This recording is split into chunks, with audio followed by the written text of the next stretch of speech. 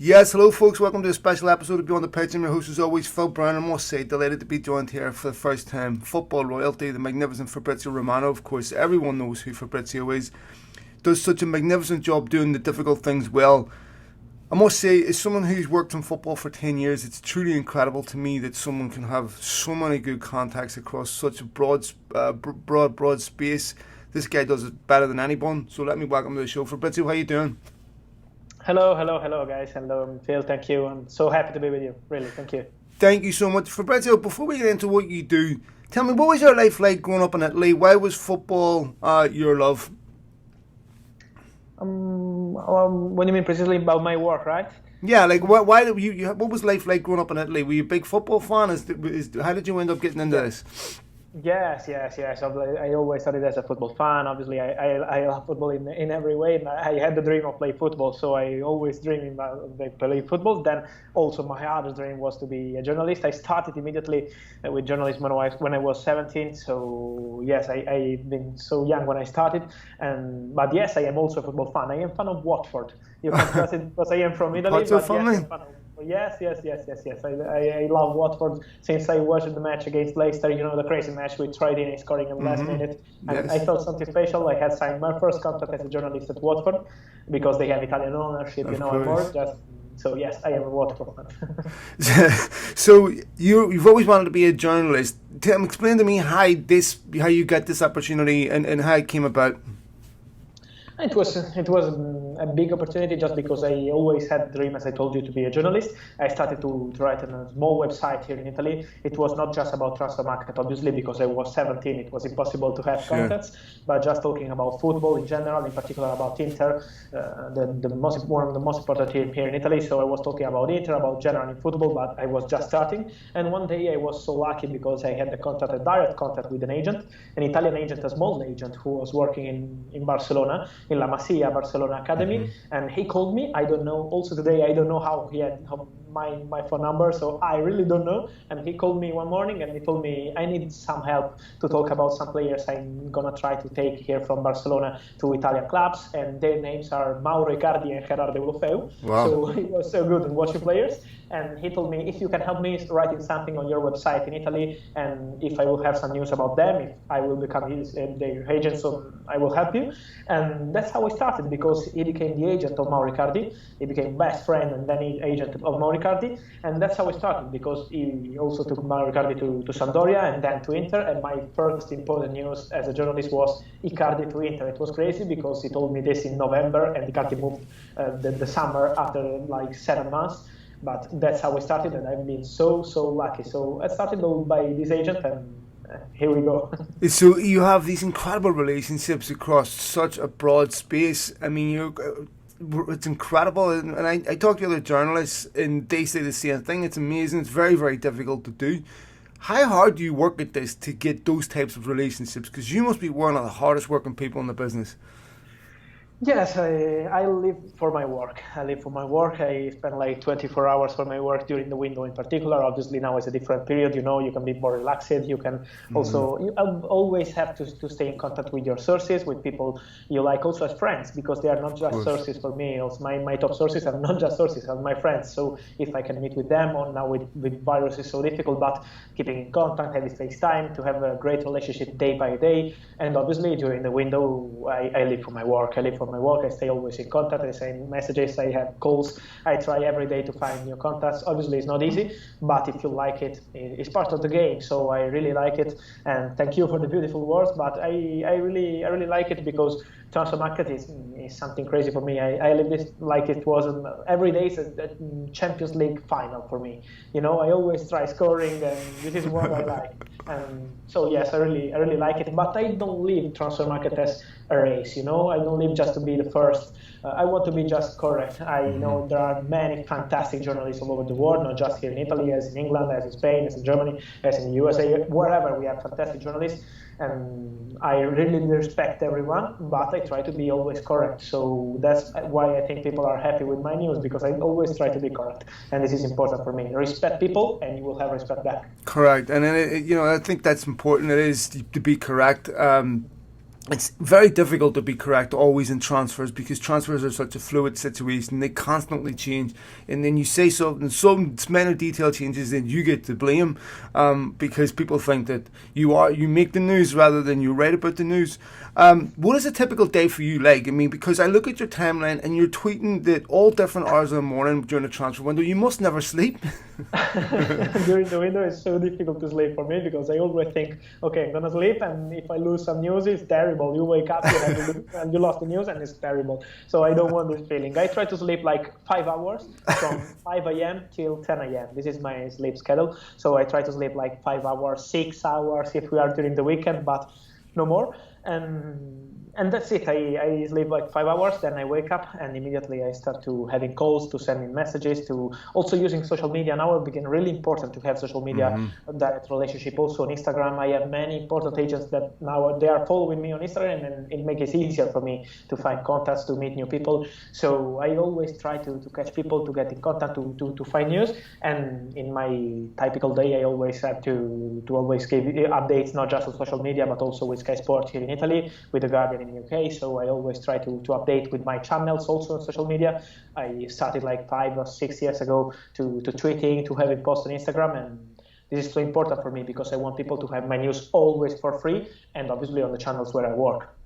You have 2 million followers. That's more than most celebrities. How has this changed your life?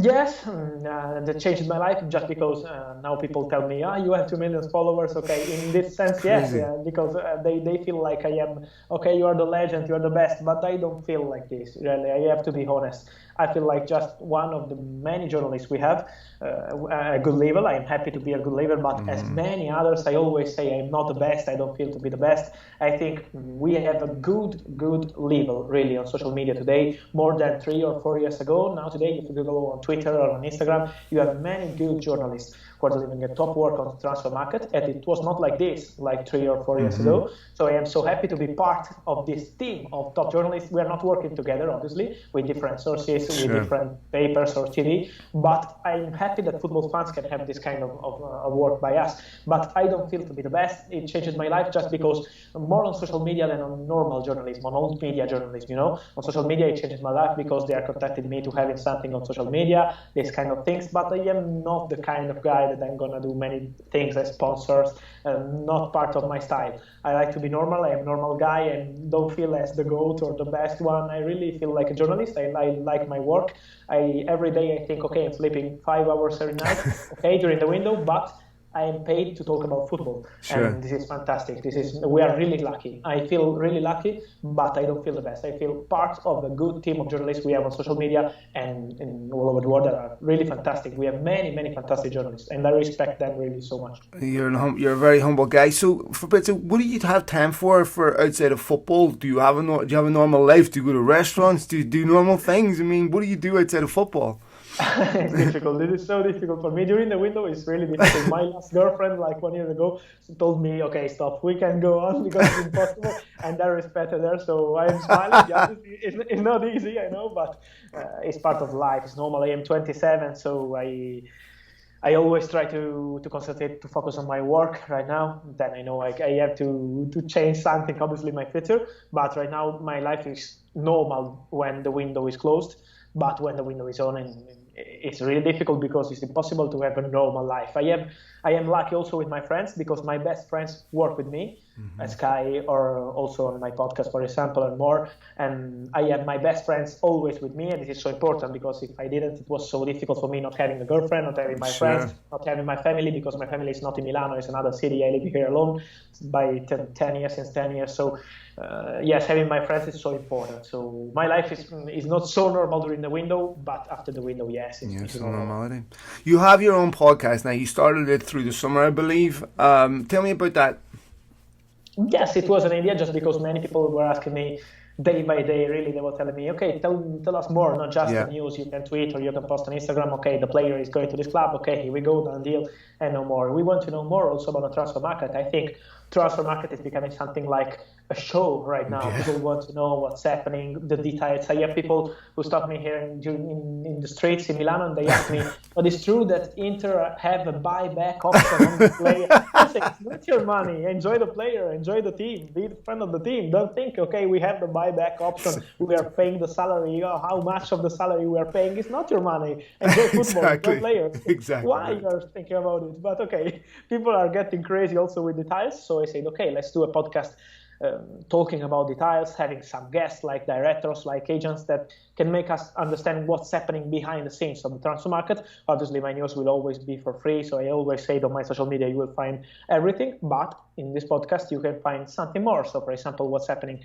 as I told you, behind the scenes, some details, some agent that can explicate you how it's possible that this player moved to the other club. So it's just about details, and they like it because I see many people are saying, oh, this is so good to know what's going to happen, something secret in the transfer market, because transfer market is a crazy world with many secrets.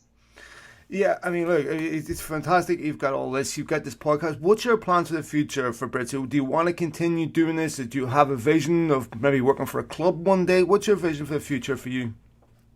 To be honest, with the club, I think no, it's so difficult just because I'm not like in this moment of my life, then never say never, but in this moment of my life, I'm not thinking in working with the club or with some agent. Some agent proposes me, why you don't come to work with me? But it's not my idea. I prefer to stay in the journalist part. I like the feeling when you have the news, you provide the news to the fans are buzzing for the news. So because I started as a football fan, I am a football fan, so it's normal when you feel something special in football, and as on the pitch, as also when you have football news, transfer news, it's so beautiful. So I want to be a journalist. I see my future in the new media style more than the old media style. Sometimes I feel like bored when I am in TV. I feel something old. I feel people are more happy to see me like on Instagram or live on social media. I prefer this kind of journalism. So I hope to do something just on social media. I see my future on social media, but always as a journalist. So I'm not planning any different. And I know I have to be also I have to consider also to creating my team. I would like it in my future, just because, as I told you, I am not jealous of who I am. It's not part of my style. I like to have the most correct info I can, and you can do it if you have many other journalists that can help you. And why not in the future? But today, no, I can't because I am not having this crazy money to do it. But in future, I would love to do something like a team, to have good journalists working for the people, because I think transfer market is beautiful because we share news with the fans, with the people. Without the fans, it would be boring. You have your paper, you have your TV, you're sharing your news, but if you don't have fans getting crazy for this player, for this news, it's nothing. It's really nothing. It's really poor. Are they as crazy in Italy about the transfer market as they are in the UK? Yes, and obviously, you mean in the UK?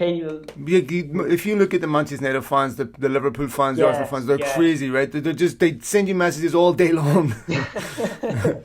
Yes, I'm convinced. I always say I'm convinced if I have a move like Sancho to Manchester United at 6 a.m., people would wake up during the morning to have the news. So they're really fantastic. Yes, in Premier League, they live football on the social media in a different way, I think. Also because I think it's something new for English people to have so many transfer updates day by day by many top journalists, really day by day. Something new. I see in Italy and also in Spain, here in Europe, we had many times also on past years, like 10 years ago, I was so young, I was like a baby, but every day I was with my paper, with TV, with Sky Sport, looking at transfer updates, because we have transfer updates in our culture in Italy as in Spain. In England, it's something different. I think it's changed in like last 2 or 3 years, and now people are feeling they can have news before clubs are going to know something. And this is new for English people, so that's why they are buzzing day by day. They are bombarding on Instagram, on Twitter, having news and tweeting to ask updates. And I really love it. I really love it because I see the passion of English fans. And as you say, Premier League is the best league in the world, as fans are fantastic on social media. So I have just to say thank you to the fans, because sometimes you say, yeah, look, your Twitter, you are tweeting also during the night. But because when I see people asking me news and updates, I love to share something. Also, if it's nothing important in this moment. But having people asking me, it makes me also stay awake just to give some small updates to the people. I like it. Well, the Jadon Sancho one was obviously something you've got asked about a lot. I remember you tweeting earlier in the window that most things were agreed. It was just about United paying the fee. And obviously Manchester United were briefing something completely different, and that's entirely up to them. What was that Jadon Sancho thing like? Because you must have been asked about it 20 times a day every day. Yes, it was crazy. I think it was crazy deal, really. Also because I had it confirmed that at the end of July and the start of August, I continue to say this because I'm convinced about who was telling me about this. They were ready to finalize the agreement. Also, I met an agent some days ago on last days of the window. I met him in Milano, and he told me I was with Manchester United board at the end of July and the first days of August for another deal, not about Sancho, not related about Sancho. And they told me, yes, we are going to sign Sancho. It's just a matter of details, some days, and the player is coming. So he was in Manchester United headquarters, so in London. So he was really convinced. He said, "You are totally correct. You were totally correct in this moment." Then what happened? That something changed about the installments. They were convinced, in my opinion, that Borussia Dortmund were going to accept also something less than 120 million euro, as they say, because of the virus. Obviously, all top clubs need money this summer, so it's normal if you can offer like 100 million euro with some add-ons, with installment payment. They were hoping to get something different as final fee for Jadon Sancho. This didn't happen, and in my opinion, it's also normal for German clubs because they don't need money. They are the only country that doesn't need money in this moment. So that's why it was getting difficult by weeks. I think I respect Manchester United position. I really respect Manchester United position. They always said during August they didn't have an agreement with Sancho. Then in September they started to say, yes, we have an agreement with the player. The player is not a problem. But I'm told that the player was not a problem also in July, also in August. And also in August, the player wanted to join Manchester United. His agent were ready to find an agreement with Manchester United also about agent fee. So the player was not a problem. It was between Borussia Dortmund and Manchester United. I really hope for Manchester United fans that Manchester will come back for Sancho. I don't know if in January or next summer, but I hope yes. Also because they are saving this money. They are not going with this money for Dembele, for Ismail Assar from Watford. They are saving this money, and I hope for Jadon Sancho because their fans don't deserve to see Jadon Sancho in Liverpool or another team. Really, would be crazy. Oh my God, I don't. This is about thinking about. I'm almost done, Fabrizio. First of all, let me ask you about one player. They did sign Traore from Atalanta. What United fans expect from him? Give him some time because he's so young. Really, I know him so well. He's my friend also outside the pitch, so I like the guy before the player. I'm convinced he's a really good player. He had a fantastic FaceTime on the day when he moved to Manchester United with Solskjaer. He told him, "You are the future. You are one of the best young players we found with our scouting. We are convinced we signed the new player, the player of the future from Italian football." You have also to consider that Atalanta has the best academy, really the best academy here in Italy. They have many fantastic top young players. In my opinion, one of the best players of the future is Kulusevski, who is playing for Juventus from Atalanta. And trust me, he's a fantastic player. Cristiano Ronaldo is in love with him, so he's the future. And Manchester United are convinced that they signed the new Kulusevski, this kind of player. They spent money for a player who just had like 20 minutes in Serie A, but he is the future. So I want to say, give him some time, also to do some work, also physical part. He needs to train. He needs to understand what is Premier League because it's so different from Serie A. Also for a young guy who is 20, so he needs some time to start to become a real star. But give him some time. He's 18, but in the future, I'm convinced he can be a player at the top level for Manchester United. I hope for them. Last question, then, Fabrizio. Once again, thank you so much for doing this.